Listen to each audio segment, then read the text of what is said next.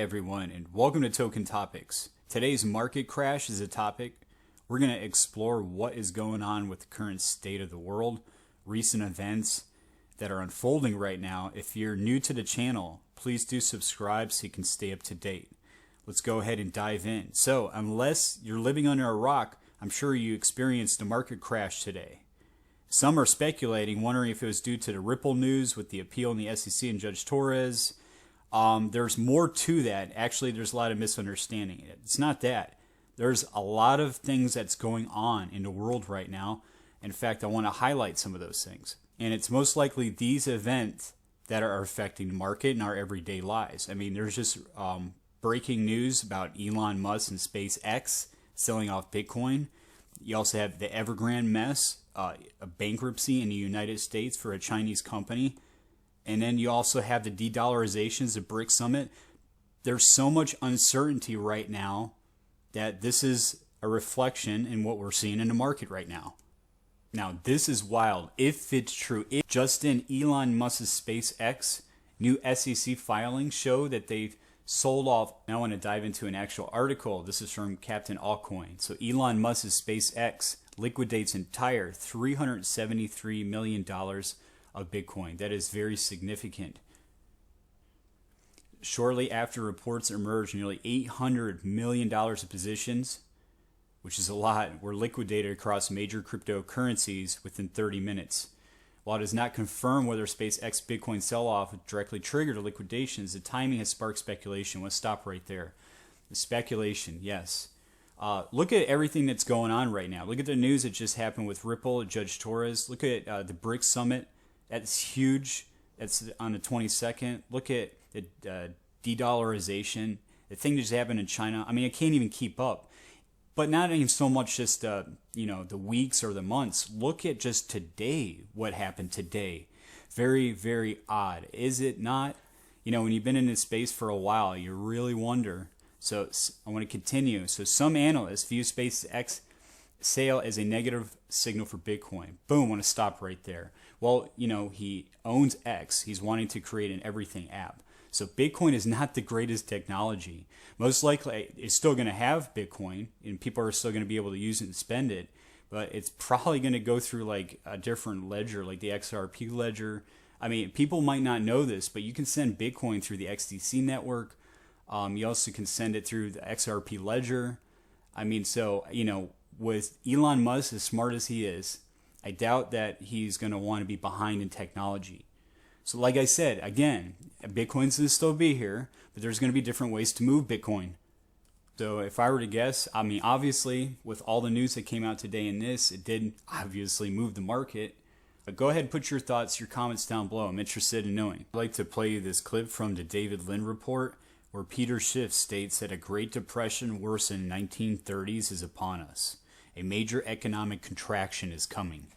Peter, I'm going to come back to you and your economic outlook. Last time we spoke a couple months ago, you had called what's coming up what could be, in your words, a Great Depression worse than the 1930s. This certainly contrasts with the Fed's view, which is that, well, their own staff projections show that we might get a mild recession. Jerome Powell thinks we'll get no recession at all. Where is the discrepancy between your view and perhaps the Fed's view?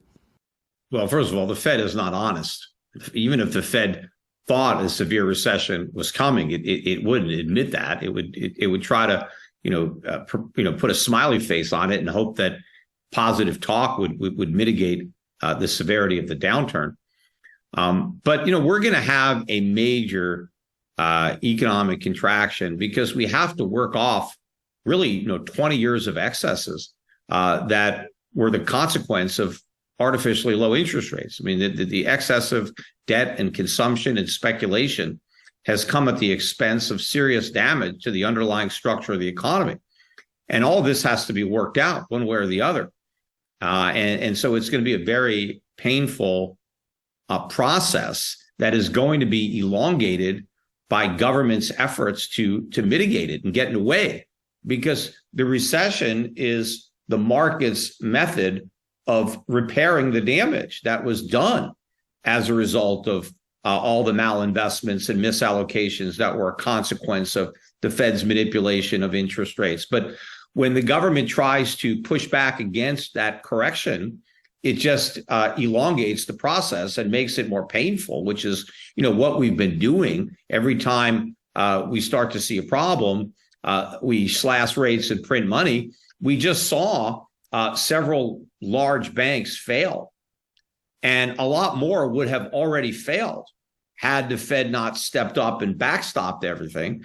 But that doesn't mean we're out of the woods. I mean, all of the problems that resulted in Silicon Valley Bank or Signature Bank or whatever going under, those problems are there throughout the entire banking industry. Wow, huh? Pretty significant. And keep in mind that this is all happening at the same time of de-dollarization. An accelerated pace of de-dollarization is currently going on. We also have the BRICS summit on the 22nd, which most likely we're going to get a gold-backed BRICS currency out of that, or it's going to start to rapidly unfold. But one way or another, we're going to see a new currency come out of the BRICS. Now check out this clip from Andy Schectman on Kitco News. Lots to cover, but let's pick up from where we left off. And last time we spoke was January of this year, where you warned that the trend to de-dollarize is accelerating, especially following the sanctions imposed on Russia after its invasion of Ukraine, including banning Moscow from the international SWIFT system and what many have called the weaponization of the dollar. You said that that's going to lead to accelerated de-dollarization. And in fact, much has happened since then, including several countries formalizing bilateral trade agreements not using the dollar. Just for example, China and Brazil, which is South America's biggest economy, they've reached a deal to trade in their own currencies. India has been buying oil in rubles and dirham. And even France completed a natural gas deal with China paid for entirely in yuan. Just some recent examples of that trend. We're also seeing continued record-breaking gold purchases by central banks. So let's pick up with how you've seen this acceleration to de-dollarize. That's all true. Everything you said is true, and it is an acceleration, Michelle.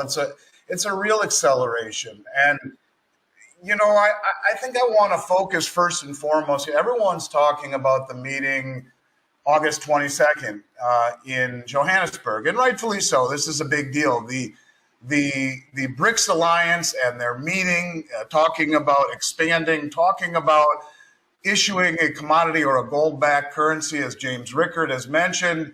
Well, these are all very, very, very big deals. And whether or not they issue a gold-backed currency on August 22nd, to me, isn't really the biggest deal. I think ultimately they will. There's no question to me but that they will issue a commodity-backed currency.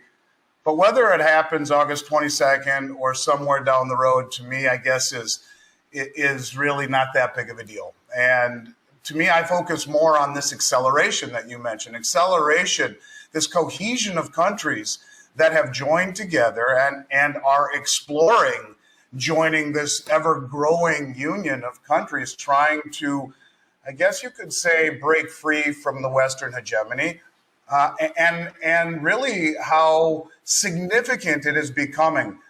A couple of the things that really are that stick out to me since we've last met and since we last talked in January really centers around what Saudi Arabia has been doing. And I think to only focus on the BRICS without focusing on the movements that Saudi Arabia has really done and accelerated is only focusing on half of the story.